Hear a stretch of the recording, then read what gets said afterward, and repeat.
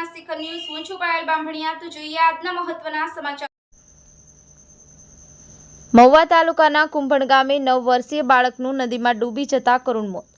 ગ્રામજનોની શોધખોળ બાદ મૃતદેહ મળી આવતા અરેરાટી વ્યાપી સાથે શોક છવાયો।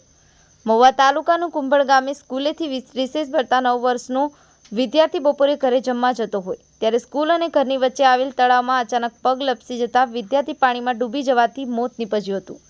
મહુવા તાલુકા કુંભણ ગામે રહેતા કાદરભાઈ ભલાભાઈ રાઠોડનો પુત્ર કુંભણ ગામની શાળામાં ધોરણ 5માં અભ્યાસ કરતો અયાન કાદરભાઈ રાઠોડ ઉંમર વર્ષ 9 જે કુંભણ ગામની પ્રાથમિક શાળાએ અભ્યાસ કરવા માટે ગયેલ હોય અને રિસેસ પડતા ઘરે જવા માટે નીકળેલ હતો ત્યારે ઘરે નહીં પહોંચતા ઘરના લોકોએ તપાસ કરતા શાળા અને ઘરની વચ્ચે તળાવ આવેલ જ્યાં અચાનક ચપ્પલ પડેલ હોય અને જેથી સ્થાનિક રહીશો દ્વારા તળાવમાં શોધખોળ કરતા તળાવમાંથી અયાનનો મૃતદેહ મળી આવ્યો હતો। તળાવમાંથી મૃતદેહને બહાર કાઢી અને પીએમ માટે મહુવાની સરકારી હોસ્પિટલ ખાતે ખસેડવામાં આવ્યો હતો। ઘટનાની અરેરાટી સાથે શોક છવાયો હતો। ઇકબાલ સોરઠિયા, સત્યના શિખર ન્યૂઝ, મહુવા।